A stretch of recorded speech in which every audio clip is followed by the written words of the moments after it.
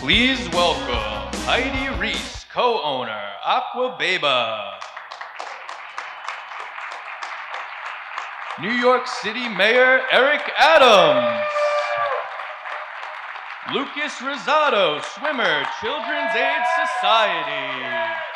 And please welcome the 57th governor of the great state of New York, Governor Kathy Hochul.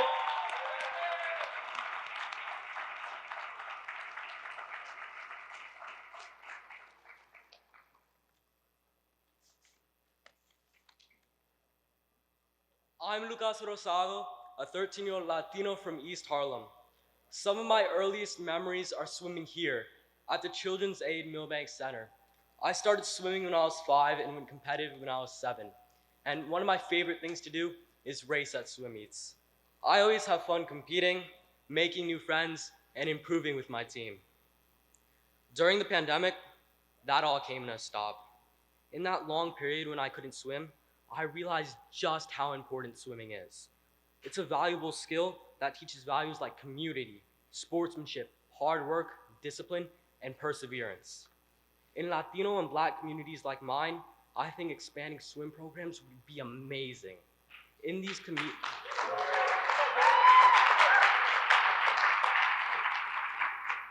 communities, a reduction in obesity and drowning rates is greatly needed, and providing young people access to pools and lessons will help them experience the numerous physical, mental, and social benefits that swimming has to offer.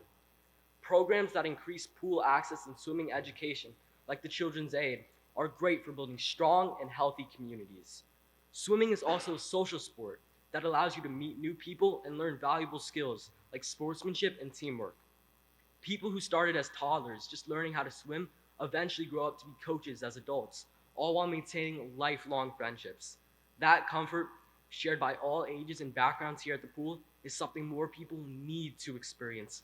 And I'm confident that Governor Hochul's announcement will help achieve that for all communities. That is why I'm so excited the governor is here. She's going to tell us about a new plan to get more people in the pool. I hope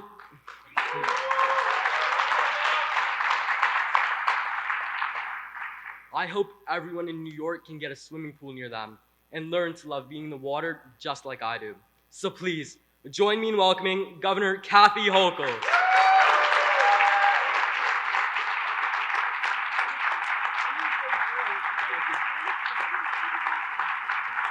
Let's give another huge round of applause to Lucas, who did an amazing job. Lucas Rosado.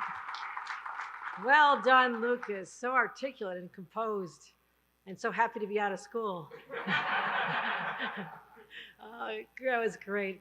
You know, as I unveil my fourth proposal, my State of the State, I'm really delighted to be here at the bank, as it's fondly known as, hosted by Children's Aid.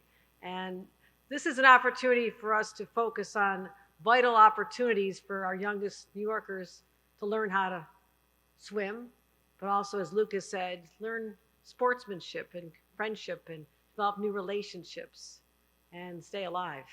It's been an ambitious week for us so far. On Tuesday, we announced our consumer protection and affordability agenda. On Wednesday, we talked about getting back to basics when it comes to reading.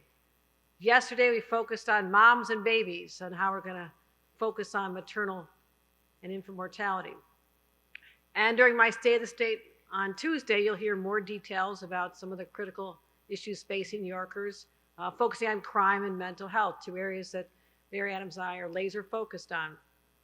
But today, since it's Friday, let's talk about something a little more fun, a little more lighthearted, but it's still a big issue.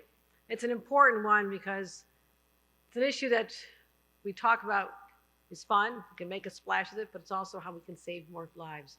We're launching New York Swims, a bold effort, you guessed it, to get New Yorkers swimming. We're going to invest millions of dollars to build new pools and swimming facilities all across the state to help every New Yorker learn how to swim and keep people safe in and around the water. And I do want to thank the partners who have made this happen and are so supportive, starting with our great mayor. Mayor Adams, thank you for being such a proponent of helping young people learn these skills, because we've lost too many young people. There have been too many stories, especially here in the city, of young people who did not know how to swim. They go off one day and never come home, and those families are just absolutely ripped apart. And the mayor knows this, and that's why he's here focusing on getting one of his proposals over the finish line. Phoebe Boyer, the president and CEO of the Children's Aid Society. Thank you, Phoebe, for inviting us. It's always great when our congressman's in the house. We've had some amazing announcements with Adriana Espaillat. Thank you. Yes, the 2nd Avenue subway's happening. You can stop asking me about it for the first time in a decade. Senator Cordell Clear, thank you for a great partner. Senator Robert Jackson has joined us. Where is down at the end, holding up the end of the aisle there. Assembly Member Manny De La Santos. Manny's here. Assembly Member Eddie Gibbs has joined us. Thank you, Eddie. Great to see you. Manhattan Borough President Mark Levine. Thank you, Mark. All my other colleagues in local government and city council, and Heidi Reese, who you're going to hear from Aquaviva, who's going to be talking in a couple minutes. And all the advocates. Give a round of applause to the advocates who've been fighting for this for a long time. You know, you think about our New York State. We have the most beautiful waterways.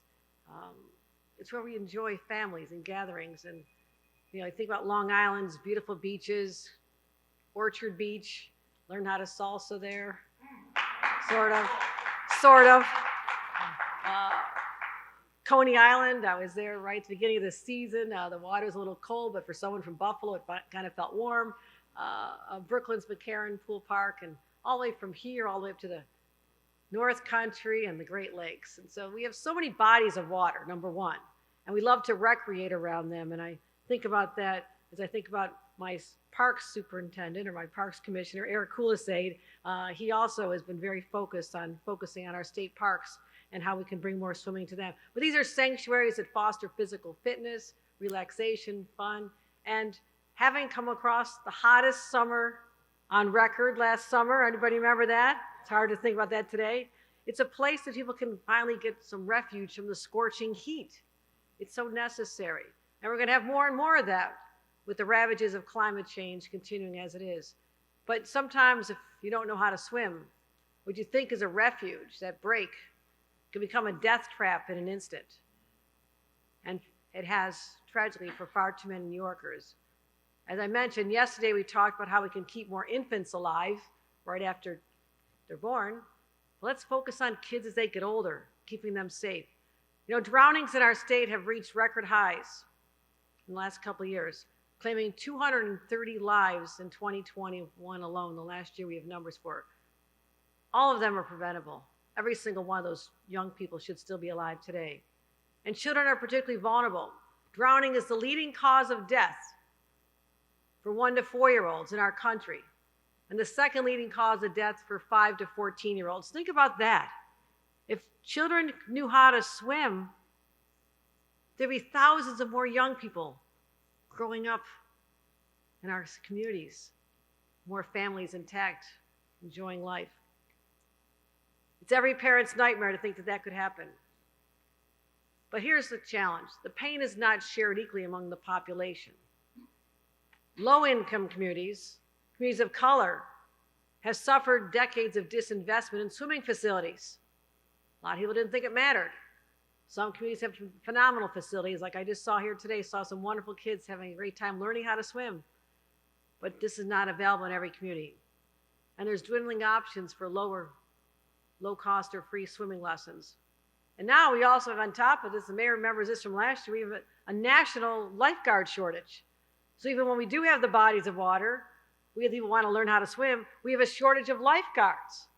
So the problem has been compounded. Now, we've given state lifeguards a raise, we stepped up training, but still municipalities are struggling to recruit and train new instructors. That means fewer swimming lessons are being taught to young people, less programming than ever before. And what happens is, in communities of color where they're not learning how to swim, there's a higher rate of death due to drownings. Black Americans are 1.5 times more likely to drown. Black children are 3 times more likely to drown. It doesn't have to be that way. We can stop that. We have to do that. And I saw a story last summer that still shakes me to my core. When I think about this homeless family that was trying to escape the heat. They were in a Bronx shelter. They had to leave because it was undergoing inspection as well, and the residents had to clear out. It was one of those heat waves. It was about 90 degrees. And the mom said, let's make it a day at the beach with the kids. She took her teenage sons to Coney Island. They thought it was an oasis, a place to escape, feel connected as a family, get out of the shelter system. The two brothers went swimming together in a place where the beach was closed. And all of a sudden, one of the boys disappeared in the waves. Bystander tried to rescue him. Another tried, but the current was too strong. And as a mom, I cannot imagine what it felt like to be the mom on the shore, watching your child drown. Boy was a 10th grader. He had a lot of potential. We can't let that happen anymore. We can't let that happen. We've got to end this tragic cycle. It's not just about making people love the water. It's making sure they're safe. They know how to handle that current. They know what to go into, how to handle that when there's swept with the waves. There are techniques you can learn. So what I want to do is I've talked about in every one of my planks in my proposal. Let's focus on common sense solutions to everyday problems. This isn't complicated, my friends. So I'm putting forth a plan to dramatically expand access to swimming, particularly in underserved communities. We're calling it New York Swims. That stands for statewide investment in more swimming. I like this. It's going to expand our recreational opportunities, and this is how we keep families safe. And first, we're going to embark on a program of pool construction unrivaled since FDR's Work Progress Administration. We all know what FDR did, right? He was a governor first. I live in the house he used to live in. He was governor a short time, but he started building here. And he personally turned to swimming for therapy. We all know he had polio. He knew the therapeutic benefits. When he had his polio diagnosis in 1921, he began swimming 3 times a week. They say it helped him a great deal. And within a few months, he started regaining some of his strength back. So he actually installed a pool in a little greenhouse behind the governor's residence. Guess where I swim every day? And I'm reminded that no matter what the challenges that I face as governor may be, FDR had polio on top of everything else. So that puts everything in perspective for me every day when I have a chance to be in that place. So swimming became an important part of FDR's life. And we also decided that we needed more pools in the city. He constructed 11 pools with people. He wanted to put people back to work during the Depression, the Works Progress Administration. So I say, let's follow that model. Let's build at least 10 more across the state. And this year we'll announce a $60 million capital grant program to fund 10 new landmark swimming pools in underserved communities. We're going to make that commitment right now. Things have changed a lot since FDR. You know, where are we going to put a pool? A lot of New York has been built up since FDR was governor and then president. And since then, engineering has made a lot of strides. So let's start getting creative. So this is something I know the mayor loves. We're investing another $60 million to develop and install innovative floating pools. Have you seen floating pools before? This is how you open up your rivers and waterways to the public. Yes, right over there. I was going to point with this arm, but let's. So I'm pleased to announce that Mayor Adams and I are joining forces to advance a long-stalled, much debated, but it's an innovative floating pool concept right over there. It's called Plus Pool, and allows New Yorkers to swim in clean, filtered water right under the city's skyline. The state will contribute $12 million. The city committed $4 million and will ensure that the pool will be open for testing next summer and for swimmers the following summer. So how does that sound?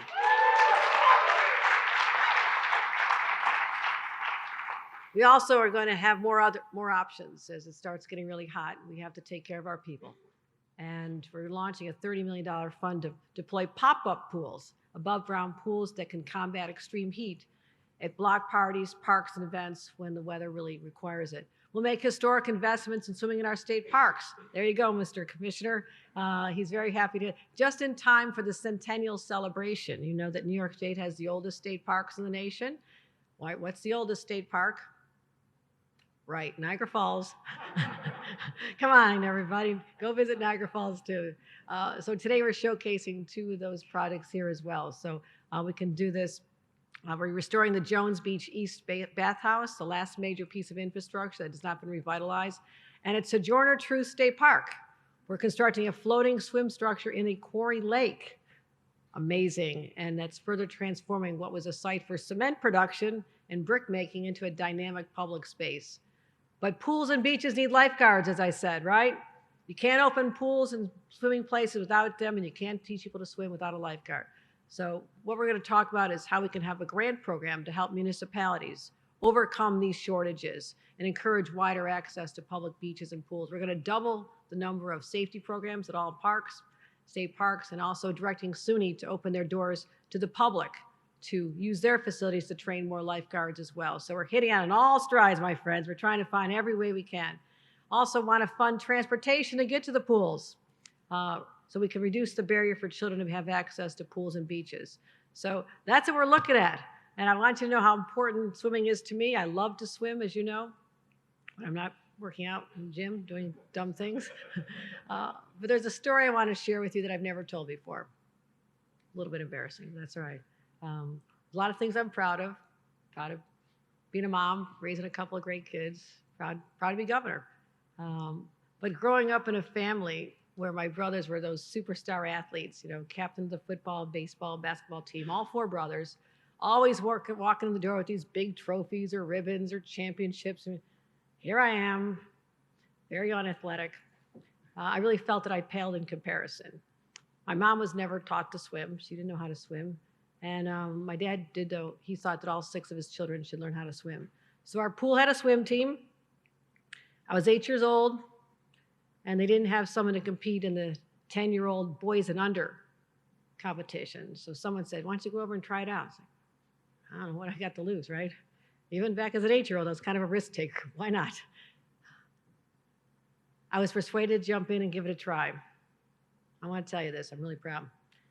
That day, I won my first and only athletic medal in my entire life. Now, here's the catch. It was second place, and there were only 2 of us in the pool. But that's serious. It's still a medal, right? It's still a medal, right? So my view is no matter what the odds are, take the risk, jump in, and now I have a medal to show for it. So today, swimming is still one of my greatest pleasures. I love it. I want every person to love it. I want every child to have access to this, and I want to keep more kids alive. Let's spare families the tragedy that too many have come to know. So with all that, I'm ready. Are you ready to jump in? Let's jump in. Let's do it. And my great partner in doing everything we can to make this city vital, safer, stronger, and let's keep more kids alive and teach more kids to swim, and that is our great mayor, Eric Adams.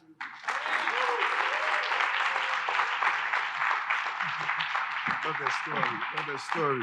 Good to be up here among just, so many great folks and colleagues in government, from our congressional leader, assembly persons, and women, council persons. Good to see you all, state senators as well.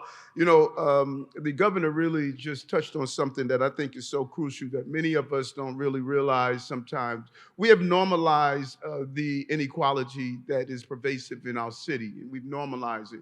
You walk inside a classroom in a particular place in the city and ask, how many of you know someone who has been the victim of gun violence? And probably 80% of the class would raise their hand. And then you ask that same question, how many of you know someone who's a lifeguard? They will look around and probably ask the question, what is a lifeguard?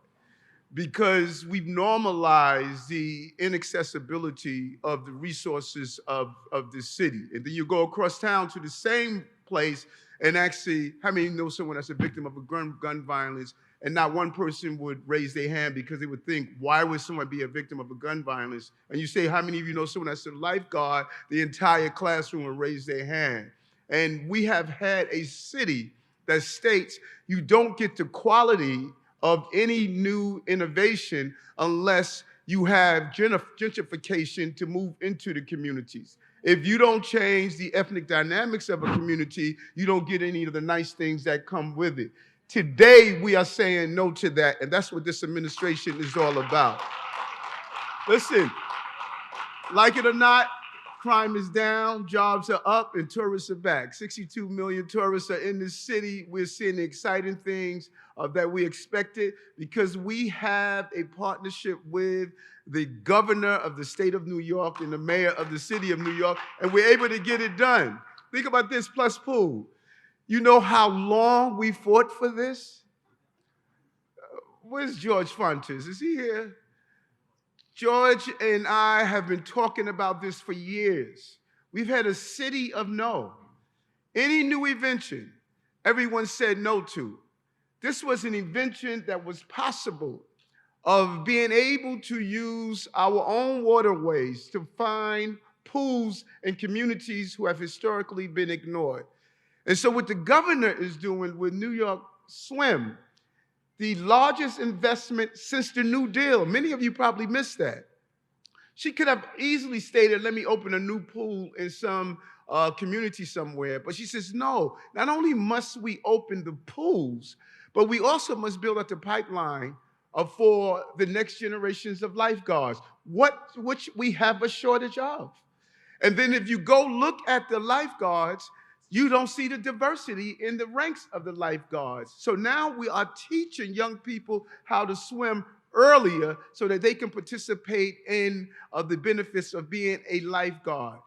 Transportation to the pools, using plus pools to go in communities that have been historically ignored. I joined an organization as borough president called Swim Strong, where they were talking about the benefits of swimming. Because the benefits of swimming is more than just knowing how to do a lap in the pool. It's a survival mechanism. New York City is surrounded by water, folks. And our young people are not being taught how to swim. And it's becoming some of the leading causes of death through drowning or the inability to be able to swim. This is a moment that if you just miss it, you would think that it was just talking about a new pool or a new innovation. No, it's not. It is changing our mindset. Your ethnicity should not determine your destiny, and it should not determine what you should have in your community. And it's a bold change. It's a different shift because historically, those who were in power had these things in their community. So they didn't see the normalization of the denial of communities who were not having this. I didn't have a swimming pool in my community. I had a water hose and hopefully the fire hydrant was turned on. That was my pool. Coney Island is the Hamptons for my community. Reese Beach is Martha's Vineyard for my community. That is our Cayman Island. So until you have folks that came from places to understand how you can give things to people that need them, that is why it's important for all of us to be elected in office, because no one understands what our communities need more than we understand what our communities need, because we know what our communities have been denied.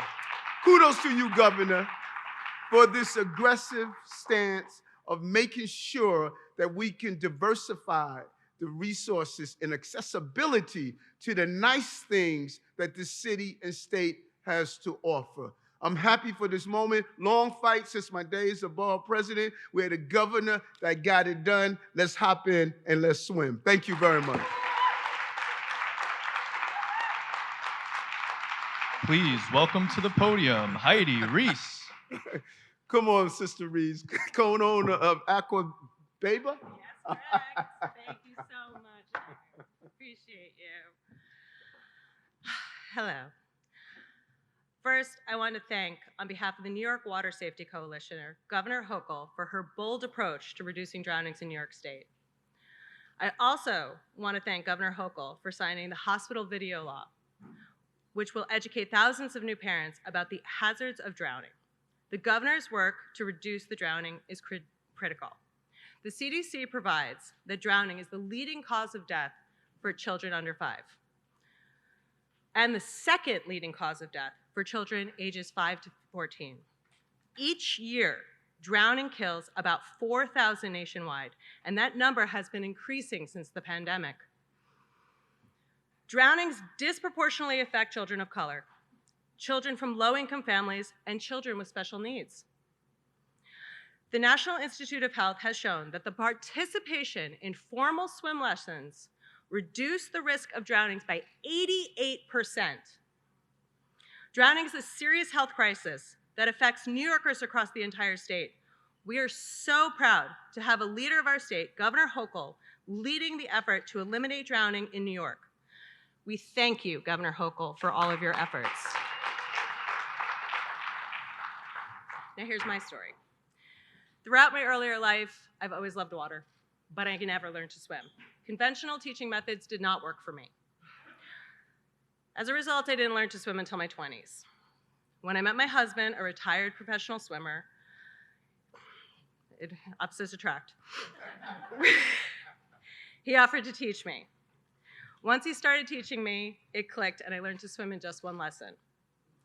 After a lifetime of struggle, I was frustrated that it just took a more understanding approach to learn. When I became pregnant with our first child, I was obsessed with her learning to swim from birth, and my husband wanted to make me happy. We decided to open a very small program because at the time in Williamsburg, there was very few pools and very few swim lessons, and certainly none that applied to infants. We figured while we taught our daughter, we might as well open it up to others. Once word spread to more and more families about an inclusive patient teaching method, we expanded and Aquababa was formed. Through our efforts, we realized how difficult it was to find accessible pools, swim lessons, and even harder to find swim lessons that were adaptive to families, particularly those with special needs. We worked for years to find solutions, and even during the pandemic, when pools were shut down, we continued to work. Through our work, and in combination with the efforts of the New York Water Safety Coalition, it became clear that the lack of access to swim facilities for families in underserved communities were at a much higher risk. We have seen Black and brown communities in our program who are fearful of entering the water themselves, but are so determined to teach their child, they brave it.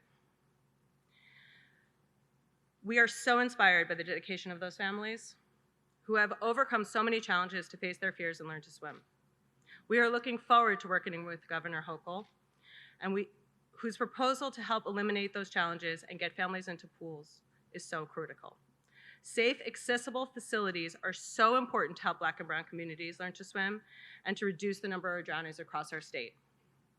From the families and the employees of Aquababa, we thank you, Governor Hochul.